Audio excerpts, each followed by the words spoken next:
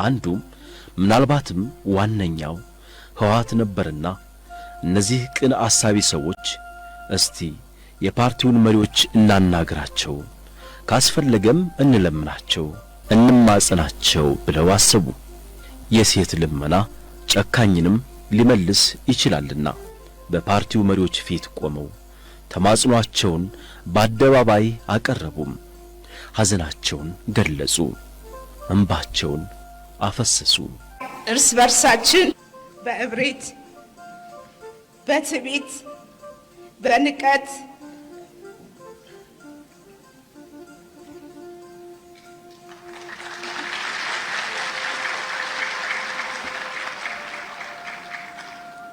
አይን ላይን ለመታየት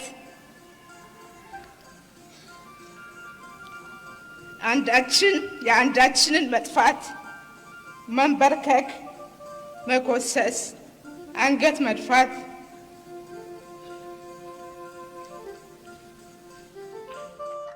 በምትኩም ልቀን ሳይሆን በልጠን አሸንፈን ሳይሆን የበላይ ሆነን ለመታየት እንዴት እስከጀል ያዘው በለው ቁረጠው ፍለጠው የሚለውን ድምጽ ለመስማት እንዴት እስተቻለን? ኢትዮጵያ ለሰላም ሁሌ ዘብ መቆም አለበት። ሴቶች ስለሆኑም እናቶች ስለሆኑ ከማንም በላይ የልጆቻቸው ነገር ስለሚያሳስባቸው ከማንም በላይ አገራቸውን ስለሚወዱ ለልጆቻቸውና ለአገራቸው ሰላም ብለው ተማጸኑ፣ አዘኑ፣ አለቀሱ። ተማጽኗቸውን ያየ አልነበረም፣ ጥሪያቸውን የሰማ አልነበረም፣ እንባቸውን ከቁብ የቆጠረም አልነበረም። በልጆቻችን የተለያየ ሰቆቃ እንድናይ አንፈልግም። እኛ እናቶች እናት አትዘን፣ እናት እንባዋ ይቁምላት፣ እናት ሰላም ታግኝ፣ እናት ድራኩላ በልጇ ታብብ። አገራችን ሰላም ትሁን፣ ኢትዮጵያ ሰላም ትሁን። ለሰላም ዘብ መቆም አለብን። ሰላም የኛ እጅ ነው። ሰላምን መጠበቅ ያለብን እኛ ነን። ከላይ ወደ ታች ሰላም ሲወርድ ነው አስፈላጊው ነገር። እኛ ሰላም ነው ይዘን የመጣ እናቶች ነን። እንደ እናትነታችን ደግሞ ያለውን ሰላም የሚለውን ነገር መልእክት አስተላልፈን ብንሄድ ጥሩ ነው። ትግራይ ህዝብ ሰላምን አስጠብቀው ያውን በአግባቡ አስተናግደው እየኖረ ያለ ሌሎቻችን ለምን ተቸገር ነው? ምን ስለጎደለን ነው? ቢያንስ የትግራይን ያክል እንኳን ሰላም ማስፈን ለምን እንደማትችሉት ተመካክራችሁ ተግባብታችሁ ለምንድን ነው የማትሰሩት? ስለዚህ እኛ መልእክት ይሄ ነው መሆን ያለበት። ከትግራይ መውሰድ ያለባችሁ ይሄ ነው እንጂ ሰላምን በተረጋገጠበት ሰላም አረጋግጡ አይደለም። ባለፉት 2 ዓመት ተኩል ዋና የሚባሉ የሰው ህይወት የቀጠፉ ንብረት ያወደሙ የመንግስትን ትኩረት የሳቡ 113 ግጭቶች ነበሩ። 113 ያሁኑን ሳይጨምር ምን ማለት ነው? በእያንዳንዱ ሳምንት የጦርነት ድግስ ነበር። የመንግስት ሥራ እዚህ ማልቀስ መቅበር፣ እዚህ ማልቀስ መቅበር፣ ከአንደኛው ለቅሶ ሳይነሳ ወደ ሌላው ለቅሶ መሄድ ነበር። ለውጥ ለማምጣት የሚያስችል ሥራ እንዳይሰራ በተቀናጀ መንገድ በውስጥ ያለውን ኃይል በመጠቀም በየቦታው ሽብር ይፈጠር ነበር። ይሄ ሁሉ ሲሆን 113 ግጭት ሲፈጠር 14ኛውን ትቼ ማለት ነው።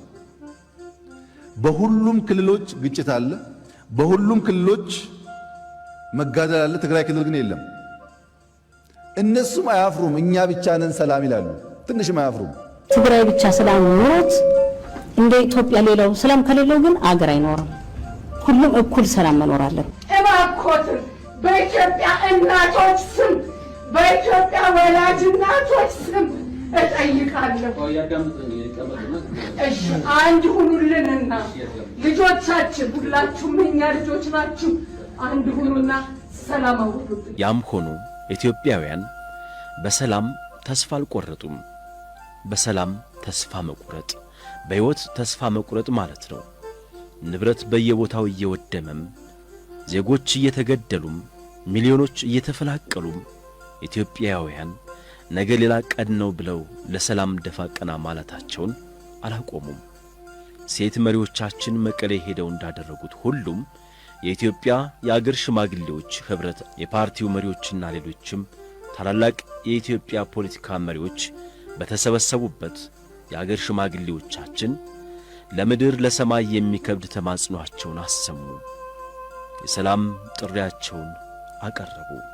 የሰው መፈናቀል፣ የንብረት ውድመት፣ የሰው ሕይወት መጥፋት እና ልዩ ልዩ ለሀገራችን የማይስማማ ለሰላማችን የማይስማማ ለታሪካችን የማይስማማ ችግር በሀገራችን እንዳለ ይታያል። ወንድሞቻችን እንዳሉት የመጣ ነው አንድነታችንን ለማጠንከር፣ ሰላማችንን ለማጎልበት፣ ልማታችንን ለማጣደፍ፣ ወንድማማችነታችንን ለማጠናከር ስለሆነ ይሄን አላህን እንዲያግዘን አላህን እንለምናለን። በአሁኑ ጊዜ በሀገራችን በብዙ ቦታ የሰላም መጓደልን እያየን ነው። በዛ በሰላም መጓደል ደግሞ የሚጎዳው ማን ነው? ባልንጀራችን ነው፣ እህታችን ናት፣ ወንድማችን ነው። እንዲሁ ደግሞ ከሩቅ የመጣውም ጭምር ነው። ሀገራችን ኢትዮጵያ የብዙዎች አለኝታ ናት ብያለሁ። እናንተው ናችሁ የመሰከራችሁት በታሪካችሁ። ይህች ሀገራችን ከድህነት ወጥታ ሰላሟ መስመር ይዞ የምንመኘው ዲሞክራሲ በሀገራችን ላይ ሰፍኖ ልማት እና ብልጽግና እንዲመጣ ነው የሁላችን ጸሎትና የሁላችን ልፋት። የህወሓት መሪዎች እንደተለመደው ተማጽኗቸውን አልሰሙም። ከነገ ወዲያ መስከረም 25 ላይ ጠቅላይ ሚኒስትር የሚባል አይኖርም፣ ምክትል ጠቅላይ ሚኒስትር የሚባል አይኖርም፣ የተወካዮች ምክር ቤት የሚባል አይኖርም፣ ፌዴሬሽን ምክር ቤት የሚባል አይኖርም። ለዚህ ነው መንግስት ያከትማል። የእህቶቻችንን የእናቶቻችንን ጥሪ እንዳልተቀበሉት ሁሉም የሽማግሌዎቻችንን ጥሪም አልተቀበሉም።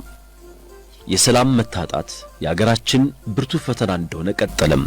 በሰላም ተስፋ አይቆረጥም፣ በሀገር ተስፋ አይቆረጥም። ኢትዮጵያውያን ሽማግሌዎችም ሌላ ተስፋ ይዘው ጥረታቸውን ቀጠሉ። ለልመናው ለተማጽኖ የተሰጠው መልስ እዚህም እምቢ ነበር። ነጩ አርግብ የገጠማት ዕጣ እንደተለመደው ነበር። ጭካኔያቸው ልክ አጣም። ስልጣን ላይ ያሉ ካወደሙት ይልቅ ከስልጣን ከተወገዱ በኋላ ያወደሙት የገደሉትና ያሳደዱት በዛም። ሕዝብ የሞትና የልቂት ዜና ሰለቸው። ሰላም ለኢትዮጵያ፣ ሰላም ለእናቶች፣ ሰላም ለአባቶች፣ ሰላም ለሁሉ። መሪዎች ግን አሁንም ተስፋ አልቆረጡም ነበር። አሁንም ሰላምን ይሰብኩ ነበር። በትግራይ ክልል ግጭት እንዲነሳ ወይም ከአማራ ወይም ከኤርትራ ወይም የፌዴራል መንግስት ግጭት እንዲያነሳ በጣም ይፈልጉ ኃይሎች አሉ። እንደዚሁ ከምንሸነፍ በጉልበት ተመታን በሚል መጨረሻችን ይደምደም የሚል ሐሳብ ያላቸው ሰዎች አሉ። እኔ ከትግራይ ክልል ጋር ውጊያ የመክፈት ፍላጎት የለኝም። የትግራይ ክልልም የጥይት ድምጽ መስማት ይበቃዋል የሚል ሙሉ እምነት አለኝ።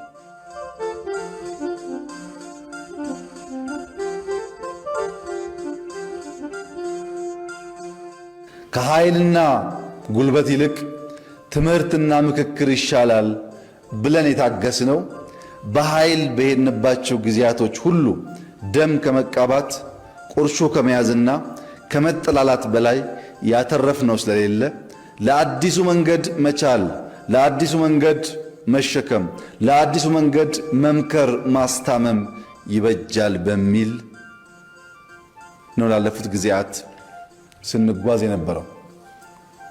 ትዕግስቱን ፍርሃት፣ ማስታመሙን ድካም አድርገው የወሰዱ ካሉ ግን ተሳስተዋል።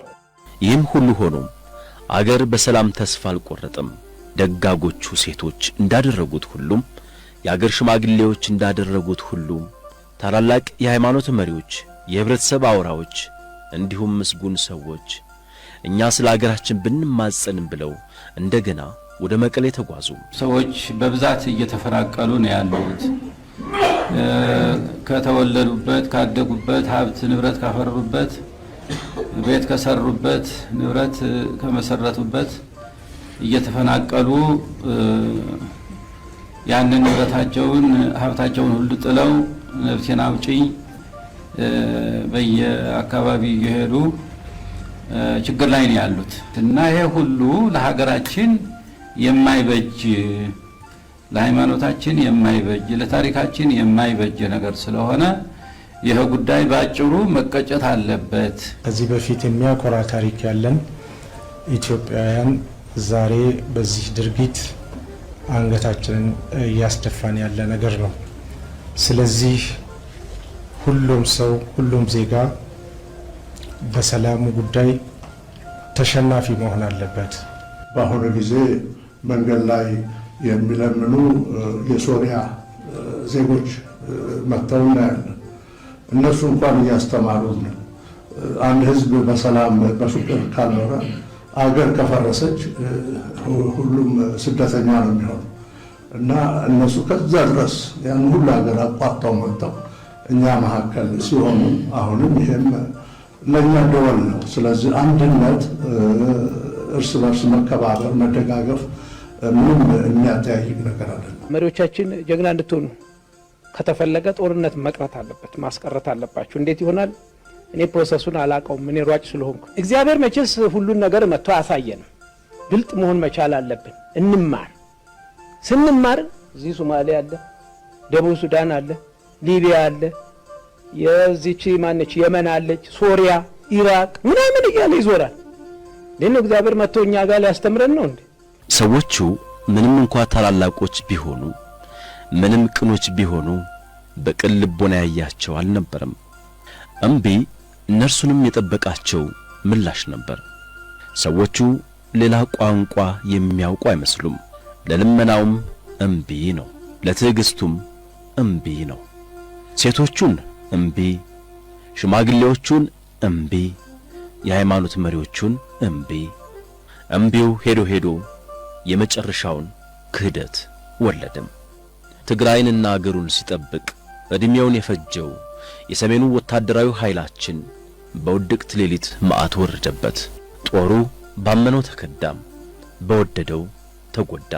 ውድ የሀገሬ ሕዝብ ሆይ ዛሬ ከሃዲ ኢትዮጵያውያን ኢትዮጵያን ወቅተዋታል። ኢትዮጵያ ያጎረሰ እጇ ያጠባ ጡቷ ተነክሷል።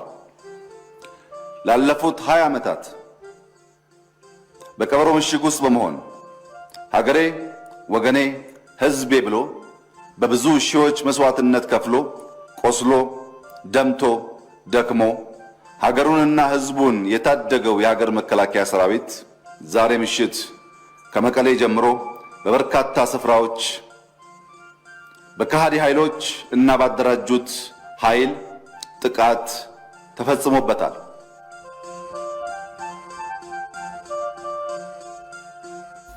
እምቢና እምቢባዮች አገራችንን እጅግ ውድ ዋጋ አስከፈሏት፣ በሕይወት በንብረት። ያም ሁሉ ሆኖ ግን ኢትዮጵያና ሕዝቧና መሪዎቿ፣ እናቶቿና ሽማግሌዎቿ በአገራቸው ተስፋ አይቆርጡም፣ በሰላማቸው ተስፋ አይቆርጡም። አዲስቷን ኢትዮጵያ እያሰቡ ጉዟቸውን ይቀጥላሉ።